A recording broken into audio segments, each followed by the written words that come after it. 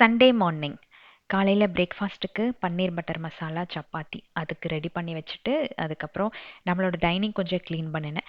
ஏதோ ஒரு சின்ன இடமா இருந்தாலும் ஒரு half an hour time spend பண்ணிவிட்டு அது ஃபுல்லாக க்ளீன் பண்ணி எடுத்தாலே நமக்கு அன்னைக்கு ஒரு பெரிய விஷயமா தெரியும்ல. நம்ம வீட்டுக்குள்ளே என்ட்ரு ஆன உடனே பார்த்தீங்கன்னா டைனிங் டேபிள் தான் தெரியும். ஸோ உள்ளே வரும்போது ஏதாச்சும் கசகசன்னு இருந்துச்சுன்னு வைங்களேன், எனக்கு எப்படி தான் ப்ரெஷர் ஏறும்னு தெரியாது. முக்கியமாக இந்த ஸ்நாக்ஸ் ஐட்டம்ஸ் எல்லாம் கவரில் போட்டு அங்கங்கே சொருகி இருக்கும். எனக்கு அது சுத்தமாக பார்க்கவே பிடிக்காது.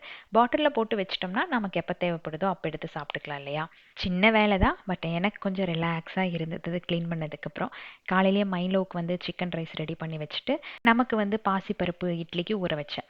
பாசிப்பருப்பு வந்து ஒரு அரை கப் அளவுக்கு உளுந்து, கொஞ்சமாக வெந்தயம், ஒரு 4லேருந்து 5 மணி நேரம் ஊறினதுக்கப்புறம் அரைச்சிட்டு அது கூடயே ஒரு கைப்பிடி அளவுக்கு அவல் போட்டு அரைச்சி உப்பு போட்டு ஃபெர்மெண்ட் ஆனதுக்கப்புறம் அடுத்த நாள் நாம் இட்லி சுட்டால் சூப்பராக இருக்கும்.